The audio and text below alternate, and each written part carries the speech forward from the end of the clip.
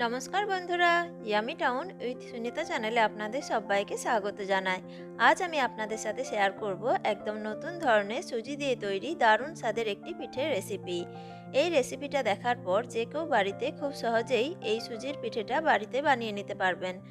তাই বন্ধুরা, ভিডিওটি শেষ অবধি দেখার অনুরোধ রইল। আর বন্ধুরা, আপনাদের কাছে রিকোয়েস্ট রইল, যদি আমার রেসিপি আপনাদের ভালো লেগে থাকে তাহলে আমার চ্যানেলটিকে লাইক, শেয়ার এবং সাবস্ক্রাইব করতে ভুলবেন না। আর পাশে থাকা বেল আইকনটি অবশ্যই প্রেস করে দেবেন, তাহলে যখনই আমি নতুন কোনো ভিডিও আপনাদের সাথে শেয়ার করব সবার আগে আপনাদের কাছে পৌঁছে যাবে। তাহলে আসুন শুরু করা যাক আজকে দারুণ স্বাদের পিঠের রেসিপিটি। এখানে আমি একটা কড়াই গরম হতে বসিয়ে দিয়েছি গ্যাসের ওপরে। এবার আমি এই কড়াইয়ের মধ্যে দিয়ে দিচ্ছি মেজারিং কাপের হাফ কাপ সুজি। এবার আমি এই সুজিটাকে শুকনো কড়াইয়ের মধ্যে একটু ভেজে নেব। সুজিগুলোকে আমি 1 মিনিটের মতো ভেজে নিয়েছি। এইভাবে যদি সুজিগুলোকে একটু ভেজে নেওয়া হয় তাহলে সুজির যে একটা কাঁচা গন্ধ থাকে সেটা আর থাকবে না, চলে যাবে। এবার আমি সুজির মধ্যে দিয়ে দিচ্ছি মেজারিং কাপের 1 কাপ দুধ। যতটা আমি সুজি নিয়েছিলাম তার ডবল আমি এখানে দুধ দিলাম। এবার সুজিগুলোকে আমি দুধের মধ্যে মিশিয়ে নেব। আর এখন আমি সুজির মধ্যে দিয়ে দেবো একটুখানি নুন। আমি এতে 1 চিমটের মতো নুন দিয়ে দিলাম। এবার এই নুনটাকেও আমি সুজির মধ্যে ভালো করে মিশিয়ে নেব। নুনটাকে সুজির মধ্যে ভালো করে মিশিয়ে নেওয়ার পর এবার আমি এতে দিয়ে দিচ্ছি মেজারিং কাপের হাফ কাপ নারকেল কোড়া। আর এখানে আমি দিয়ে দিচ্ছি মেজারিং কাপের হাফ কাপ গুড়। আমি এখানে গুড় দিচ্ছি, আপনারা চাইলে গুড় দিতে পারেন, এছাড়া আপনারা চিনিরও ব্যবহার করতে পারেন এখানে। এছাড়া আপনারা গুড়ের বাতাসারও ব্যবহার করতে পারেন। এবার সমস্ত উপকরণগুলোকে আমি একসঙ্গে মিশিয়ে নেব। আর এই সময় আমি গ্যাসের ফ্লেম লোতেই রেখেছি। সমস্ত উপকরণগুলোকে আমি একসঙ্গে মিশিয়ে নিয়েছি। এবার আমি এর মধ্যে দিয়ে দিচ্ছি 2 চামচ ময়দা। এবার ময়দাটাকেও আমি সব উপকরণের সাথে ভালো করে মিশিয়ে নেব। ময়দাটাকে ভালো করে মিশিয়ে নেওয়ার পর আমি মিশ্রণটাকে একটু ঘন করে নেব। আমি মিশ্রণটাকে ঘন করে নিয়েছি। দেখুন, এটা শুকনো শুকনো হয়ে একটা ডোতে পরিণত হয়েছে।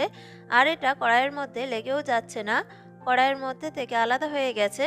এবার আমি গ্যাসের ফ্লেম অফ করে দেব আর এই মিশ্রণটাকে একটা থালাতে নামিয়ে ঠান্ডা করে নেব। এবার এই মিশ্রণটাকে আমি থালার মধ্যে এইভাবে একটু ছড়িয়ে দিচ্ছি যাতে এই মিশ্রণটা তাড়াতাড়ি ঠান্ডা হয়ে যায়। এইভাবে আমি এই মিশ্রণটাকে 5 মিনিটের মতো ঠান্ডা হওয়ার জন্য রেখে দেব। 5 মিনিট হয়ে গেছে। এবার আমি সুজির মিশ্রণটাকে হাতে করে এইভাবে একটু মেখে নেব। বন্ধুরা, এই পিঠেটা বাড়িতে অবশ্যই একবার বানিয়ে খেয়ে দেখবেন। এই পিঠেটা কিন্তু ভীষণই ভালো খেতে হয়। তো দেখুন, আমি মিশ্রণটাকে ভালো করে মাখিয়ে নিয়েছি। এবার আমি এই মিশ্রণের মধ্যে থেকে অল্প অল্প অংশ নিয়ে আমি এইভাবে গোল গোল করে বলের মতো বানিয়ে নিচ্ছি। একেবারে পারফেক্ট গোল না হলেও চলবে। এই একইভাবে আমি সমস্ত মিশ্রণটাকে এরকম বলের মতো করে তৈরি করে নিচ্ছি। তো দেখুন বন্ধুরা, এখানে আমি সমস্ত বলগুলোকে রেডি করে নিয়েছি। এবার আমি এই পিঠেগুলোকে গড়ে নেব। এখানে আমি পিঠেগুলোকে বানিয়ে নেওয়ার জন্য এরকম একটা ছাঁচ নিয়েছি। আপনারা এই ছাঁচগুলো যে কোনো মেলাতে বা অনলাইনে পেয়ে যাবেন। আর এই ছাঁচগুলোর দামও খুব বেশি না, মাত্র 10 টাকায় বা 15 টাকার মধ্যেই পেয়ে যাবেন। আর এছাড়া আপনারা ছাঁচ ছাড়াও বানিয়ে নিতে পারবেন, সেটাও আমি আপনাদের দেখিয়ে দেব। এখন আমি এই ছাঁচের মধ্যেই একটা পিঠে গড়ে দেখিয়ে দিচ্ছি।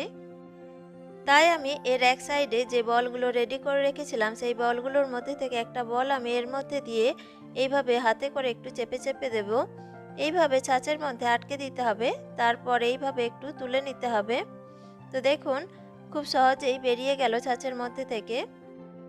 দেখুন, পিঠেটা কিন্তু রেডি হয়ে গেল। এইভাবেই আমি সমস্ত পিঠেগুলোকে রেডি করে নেব। আমি আরও একটা পিঠে এই ছাঁচের মধ্যেই গড়ে আপনাদের দেখিয়ে দিচ্ছি। তাই আরও একটা বলকে ছাঁচের মধ্যে রেখে এইভাবে একটু চেপে চেপে দিলেই দেখুন খুব সহজেই পিঠেটা তৈরি হয়ে যাবে। আর সাইডগুলো যদি ফেটে যায় তাহলে হাতে করে একটু করে চেপে দেবেন, তাহলেই দেখবেন সমান হয়ে যাবে। এবার আমি আপনাদের ছাঁচ ছাড়া একটা পিঠে আপনাদের বানিয়ে দেখিয়ে দিচ্ছি। তাই আমি একটা বলকে নিয়ে হাতে করে চাপ দিয়ে এইভাবে চ্যাপটা করে নিলাম। আর যে সাইডের অংশগুলো ফেটে গেছে সেইগুলোকে আমি হাতে করে এইভাবে একটু সমান করে দেব। এইগুলোকে একটু সমান করে দেওয়ার পর এর ওপরে ডিজাইনটা বানানোর জন্য আমি এখানে একটা চামচ নিয়েছি। এবার এই চামচের সাহায্যে আমি এর ওপরে এইভাবে একটু করে দাগ দিয়ে দেব। তো দেখুন, এই পিঠেটাও আমার রেডি হয়ে গেল। এইভাবে আপনারা ছাঁচ ছাড়াও পিঠে গড়ে নিতে পারেন। এই একইভাবে আমি আরও একটা পিঠে আপনাদের গড়ে দেখিয়ে দিচ্ছি। তাই আমি এখানে একটা বল নিয়ে নিলাম। এবার আমি হাতে করে ওই একইভাবে চাপ দিয়ে আমি এটাকে চ্যাপ্টা করে নিলাম। আর সাইডের যে ফাটা অংশগুলো ছিল সেইগুলোকে একটু সমান করে দিলাম। এবার আমি একটা চামচ নিয়ে নেব। চামচটি নেওয়ার পর আমি এইভাবে একটু করে দাগ দিয়ে দেব। তো দেখুন এই পিঠেটাও আমার রেডি হয়ে গেল। ছাঁচ ছাড়াই আপনারা এইভাবেও পিঠে গড়ে নিতে পারেন। দেখুন আমার প্রত্যেকটা পিঠেই দেখতে কত সুন্দর লাগছে। এইভাবেই আমি সমস্ত পিঠেগুলোকে গড়ে নেব। তো দেখুন আমি সমস্ত পিঠেগুলোকে গড়ে নিয়েছি ছাঁচের সাহায্যে। আপনাদের কাছে যেমন ছাঁচ আছে আপনারা সেই রকম পিঠে গড়ে নেবেন। আর যদি ছাঁচ না থাকে তাহলেও আপনারা আমার দেখানো পদ্ধতিতে পিঠে গড়ে নিতে পারেন। এবার আমি পিঠেগুলোকে রেডি করে নেব। তাই আমি এখানে একটা কড়াইয়ের মধ্যে 500 ml দুধ নিয়ে নিলাম। এবার এই দুধের মধ্যে আমি দিয়ে দেব স্বাদ মতো গুড়। আমি এখানে হাফ কাপ গুড় দিলাম। আমি এখানে গুড়ের ব্যবহার করছি, তবে আপনারা চাইলে চিনি বা গুড়ের বাতাসারও ব্যবহার করতে পারেন। এবার আমি গুড়টাকে দুধের মধ্যে ভালো করে মিশিয়ে নেব। এবার এই দুধটাকে আমি একটু ভালো করে গরম করে নেব আর একটু ফুটিয়ে নেব। এই দুধটাকে আমি 2 মিনিটের মতো একটু ফুটিয়ে ঘন করে নেব। তো দেখুন আমি দুধটাকে গরম করে 2 মিনিটের মতো ভালো করে ফুটিয়ে নিয়েছি। দুধটা একটুখানি ঘনও হয়ে এসছে। এবার আমি এতে একে একে পিঠেগুলোকে দিয়ে দেব। সমস্ত পিঠেগুলোকে আমি একসাথেই দিয়ে দিচ্ছি। সমস্ত পিঠেগুলোকে দুধের মধ্যে দেওয়ার পর আমি দুধের মধ্যে পিঠেগুলোকে 3 থেকে 4 মিনিটের মতো ভালো করে ফুটিয়ে নিয়েছি। এবার আমি গ্যাসের ফ্লেম অফ করে দিচ্ছি। গ্যাসের ফ্লেম অফ করে দেওয়ার পর আমি কড়াইয়ের ঢাকনাটা লাগিয়ে দিচ্ছি। আর পিঠেগুলোকে কড়াইয়ের মধ্যে এইভাবে আমি আরও 10 মিনিট রেখে দিচ্ছি। 10 মিনিট পর আমি আপনাদের দেখাচ্ছি।